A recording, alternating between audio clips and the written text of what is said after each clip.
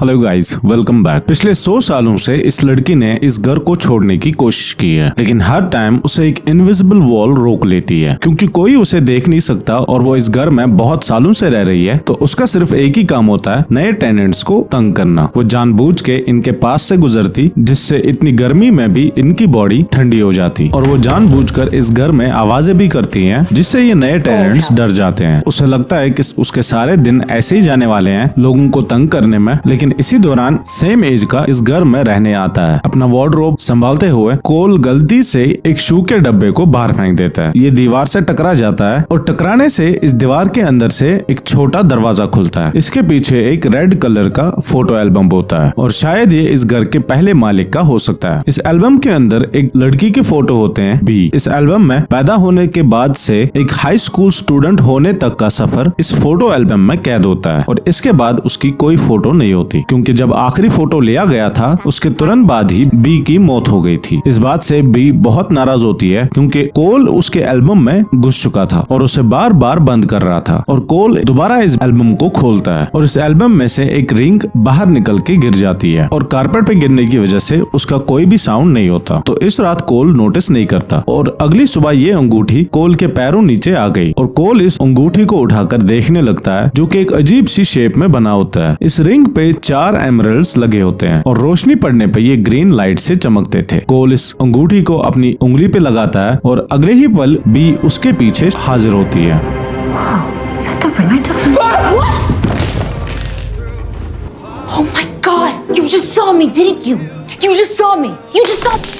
कोल समझ जाता है कि जब भी वो अंगूठी पहनता है तो वो बी को देख सकता है। जब उसे लगता है कि मैं सपना नहीं देख रहा हूँ, तो वो अंगूठी को फेंक देता है और दोबारा से बी का एल्बम निकालता है और चेक करता है। कोल देखता है कि जो लड़की अभी उसके सामने आई थी, इस एल्बम में उसी की फोटोज है, और इसी दौरान जो रिंग जमीन पे गिरी थी वो खुद ब खुद हवा में फ्लोट करने लगती है। कोल इस रिंग को पकड़ता है और वापस पहन लेता है। Okay.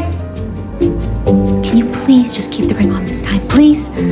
और पिछले 100 सालों में पहली बार कोई इंसान बी को देख सकता है। बी इसे प्लीज करके बात करने लगती है और इस रिंग को पहने रखने को कहती है, और इस बात से कोल बहुत ज्यादा हैरान होता है। कोल बहुत टाइम तक बेड पे बैठा रहता है और इस सोच में डूबा होता है कि ये क्या हो रहा है मेरे साथ। और फिर वो बी से कहता है कि तुम यहाँ पे कैसे आए। तो कहानी 1930 में जाती है, जहाँ पे बी ने एक शोरूम से रिंग खरीदी थी, और वो बाहर निकल रही होती है और उसका एक कार से एक्सीडेंट हो गया था। लेकिन अगले ही पल वो अपने बेडरूम में वापस आ गई थी, और तब से वो इस घर में कैद थी, और वो कहीं से भी इस घर को छोड़ नहीं सकती थी। बी कोल से बात करने के लिए बहुत उत्साहित होती है, लेकिन कोल एक भूत के साथ दोस्ती नहीं करना चाहता था। वो बी से कहता है कि हम दोनों एक दूसरे को नहीं जान सकते, तुम मेरे रास्ते से दूर रहो और ऐसे रहो जैसे कि हम एक दूसरे के लिए एग्जिस्ट ही नहीं करते। और बी केयरलेस प्रिटेंड करते हुए कोल की इस बात पे मान जाती है। लेकिन जब कोल अपना होमवर्क कर रहा होता है, तो बी जानबूझकर इस घर में आवाजें करने लगती, जिससे कि कोल का ध्यान भटक रहा था, और इसी तरह से वो एक दूसरे को जानने लगे। इन दोनों को म्यूजिक पसंद होता है। बी एक म्यूजिकल फैमिली से बिलोंग करती थी और एक कंजर्वेटोरी में पली बड़ी थी। कोल बचपन से गिटार चलाता है और वो कोई भी गाना चला सकता है, लेकिन जब से कोल के पिता की मौत हुई है, उसने अपने गिटार को हाथ नहीं लगाया है। कोल उसे और कुछ नहीं कहना चाहता था, बस ये कहता है कि मैं पढ़ना चाहता हूँ, ज्यादा शोर शराबा नहीं करो। और बी भी हाँ कहकर मान जाती है, और डिनर के टाइम पे बी दोबारा से कोल को परेशान करने लगती है। वो कोल की माँ के सामने प्रैंक्स करने लगती है, और डर के मारे कोल बहाना बना के इस बात को टाल देता है। अब डिनर के बाद कोल ऊपर जाके रिंग पहनता है और बी के साथ बात करने लगता है। वो कहता है कि मैं इस रिंग को पहने रखूंगा, लेकिन प्रॉमिस करना होगा तुम मेरी माँ को तंग नहीं करोगे। उसकी माँ पहले ही बहुत परेशान रह चुकी है, और वो उसे और परेशान नहीं करना चाहते थे, ये बोलकर कि इस घर में एक भूत रहती है। और ये सुनकर बी खुश होकर मान जाती है, लेकिन बी बहुत कंफ्यूज होती है। कोल ने उसे सेंचुरी ओल्ड गोस्ट क्यों कहा था। जब कोल उसे समझाता है तो वो समझ जाती है कि वो पिछले 100 साल पहले मर चुकी थी। उसे लग रहा था कि सिर्फ 20-30 साल हुए हैं, और वो ये जानकर हैरान होती है कि अब तक पूरे 100 साल गुजर चुके हैं, और उसे कुछ भी मालूम नहीं था कि बाहर की दुनिया किस हद तक बदल चुकी है। और वो इस बारे में कोल से पूछती है, और जब गलती से बी का हाथ खिड़की से बाहर निकलता है, तो वो रियलाइज करती है कि जो इनविजिबल दीवार मुझे इस घर से निकलने को रोकती थी, वो अब नहीं है, और इतने टाइम से इस घर में रहने की वजह से वो बाहर निकलने के लिए बहुत उत्साहित होती है और कोल से बाहर चलने को कहती है। वो पहली बार पिछले 100 सालों में इस घर से बाहर निकली होती है और वो बाहर की फ्रेश हवा को महसूस करके बहुत ज्यादा खुश होती है। बी को लगता था कि मैं इस घर से बाहर नहीं निकल सकती थी, लेकिन अब ये क्लियर हो चुका है कि असल में ये रिंग ही उसे इस घर से निकलने को रोकती थी। जहाँ भी ये अंगूठी जाएगी बी भी वहाँ जा सकती है। कोल बी सड़क पे घुमाने के लिए लेके जाता है और इस दौरान बी नई नई चीजों को देखती है। ये दोनों एक साउंड सिस्टम स्टोर में जाते हैं ताकि ये मॉडर्न म्यूजिक को सुन सके और इंटरनेट की मदद से दुनिया की डेवलपमेंट को समझने लगे। ब्लैक एंड व्हाइट टीवी से लेकर स्मार्टफोन डिवाइसेस तक भी बहुत ज्यादा हैरान थी और उसे स्मार्टफोन से बहुत प्यार होने लगा। अगले दिन यहाँ के गोस्ट वैली हाई स्कूल एक कॉस्ट्यूम फेस्टिवल मनाने वाले होते हैं और बी भी उसमें जाना चाहती है। वो ये भी देखना चाहती है कि उसका ओल्ड स्कूल कैसा दिखता है। कोल उसे मुस्कुराते हुए जवाब देता है, नहीं, वहाँ पे हर कोई गोस्ट ड्रेस पहन के आया होगा, तो वहाँ पे वो असली गोस्ट को कैसे लेके जा सकता है। ये मना कर देता है, लेकिन कोल बी को अगले दिन स्कूल लेके जाता है। लेकिन जैसे ही वो यहाँ पहुँचते हैं लिडिया इनको रोक लेती है। तभी बी पीछे से आती है और कहती है, क्या ये तुम्हारी गर्लफ्रेंड है? हालांकि सिर्फ कोल बी को देख सकता है और इसी टाइम पे लिडिया को यहाँ पे किसी की मौजूदगी का एहसास होता है। कोल चुपके से वो अंगूठी उतार देता है, लेकिन लिडिया ने ये अंगूठी देख ली होती है। लिडिया को शक होता है कि ये रिंग बहुत पुरानी है, तो वो इसी शहर के एक बुक स्टोर में जाकर और उसे इस रिंग के बारे में एक डिटेल प्रिस्क्रिप्शन मिलता है। इस रिंग को कहा जाता था लवर्स रिंग, जिसे एक एंशिएंट इजिप्शियन फेरो ने बनाया था, जिसकी एक दूसरी रिंग भी होती है। जो कोई भी दो प्यार करने वालों को जुदा करेगा तो वो जल्द ही मर जाएगा। उनकी आत्माएं आसमान में भटकती रहेंगी और इस रिंग का दूसरा पार्ट लौटाने की वजह से एक इंसान को अगली जिंदगी का मौका मिलेगा, यानी कि री इनकारनेशन। लिडिया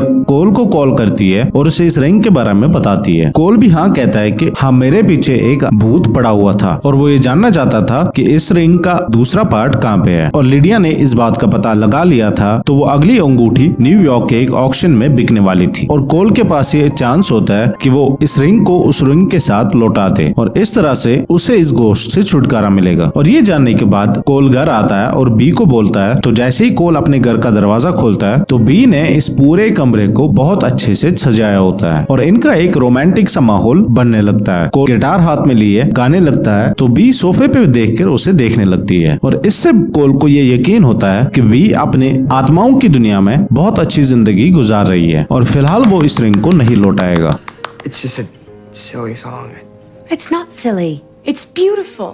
और अगले दिन जब वो इस रिंग का ऑक्शन देख रहा था तो उसे पता चलता है कि ये रिंग पहले ही बिक चुकी है और इस बात से कोल बहुत डिस्ट्रैक्ट होता है और उसका बिल्कुल भी गिटार प्ले करने का मन नहीं होता। तो बी उसे कहती है क्या हुआ, तो कोल एक एक्सक्यूज बनाता है। कोल उसे झूठ बताता है कि उसे आज बहुत कम ग्रेड्स आए हैं। कोल उठ के अपने गिटार को साइड में रखता है और इसी टाइम पे लिडिया का मैसेज आता है और वो उस ऑक्शन के बारे में पूछती है और कहती है क्या वो गोश्त चला गया। बी इस मैसेज को देख लेती है और पूछती है क्या हमारे कोई एग्रीमेंट नहीं हुआ था। तो कोल हकला जाता है और उसे सच कहने लगता है। इस अंगूठी का एक हिस्सा बी के पास होता है जिसकी वजह से बी के ऊपर कर्स होता है और इसीलिए बी की आत्मा इंसानों की दुनिया में फंसी हुई है। अगर इन दोनों अंगूठियों को मिलाया जाए तो उससे ये कर्स टूटेगा और बी आजाद हो जाएगी। कोल को लगता है कि बी को ये वाली जिंदगी पसंद है, लेकिन बी के लिए वक्त एक परछाई की तरह डल गया। एक दिन कोल यहाँ से चला जाएगा और बी फिर अकेली हो जाएगी। वो इस एक जगह में ऐसे बंद रह के नहीं जीना चाहती थी और वो इस कर्ज को तोड़कर आजाद रहना चाहती है, लेकिन वो दूसरी अंगूठी पहले ही किसी ने खरीद ली है और इनको खरीदने वाले के बारे में कुछ भी नहीं पता। जब बी को पता चलता है कि कोल को ये सब पहले ही पता था तो वो बहुत गुस्से में आती है। And I thought that you didn't want it either. Could you not tell me? So I'm stuck here like this forever, and it's your fault. Can we just go home and talk about You this? had no right, Cole. I didn't How want to could lose you. I'm not yours to lose. I'm haunting you because I was cursed, Cole. And you could have fixed that, but you didn't. Go. Now. कोल अपनी अंगूठी निकालकर यहीं पे रख के चला जाता है और इसी टाइम पे जब कोल लिडिया के मैसेज का रिप्लाई नहीं दे रहा था तो वो स्कूल के म्यूजिक रूम में उसे ढूंढने के लिए आती है, लेकिन वो देखती है कि पियानो खुद ब खुद बज रहा है। लिडिया डरती नहीं, वो उस अंगूठी को उठाकर पहन लेती है और वो बी को ये बताती है कि कोल बुरा इंसान नहीं है, वो बहुत ही अकेला था और वो तुम्हारे जैसी गोस्ट फ्रेंड को खोना नहीं चाहता था। दूसरी तरफ कोल घर पहुंच जाता है और अपने पिता के फोटो की तरफ देखते हुए कोल की आंखों से आंसू निकल आते हैं और इसके इस गम में शरीक उसकी माँ भी उसे बताती है कि तुम्हारे पिता अब हमारे बीच नहीं है और हमें आगे बढ़ना चाहिए। जब उनकी याद आने लगे तो उनके साथ बिताए हुए अच्छे पलों को याद करो। किसी को मिस करने का मतलब होता है कि कभी तुमने उससे प्यार किया था। और ये बातें सुनकर कोल चीजों को सही करने का सोचता है। वो ऑक्शन हाउस कॉल करके उस अंगूठी को खरीदने वाले का इंफॉर्मेशन निकालता है, लेकिन ऑक्शन हाउस उसे कहता है कि वो उस क्लाइंट की डिटेल्स आपसे शेयर नहीं करेंगे जब तक कि उनको ये रिंग दी नहीं जाती। कोल दौड़ के स्कूल म्यूजिक रूम में जाता है और वो बी को ढूंढकर उसे इस बारे में बताता है और लिडिया की मदद से वो पूरी रात सफर करके न्यूयॉर्क पहुंच जाते हैं। और बी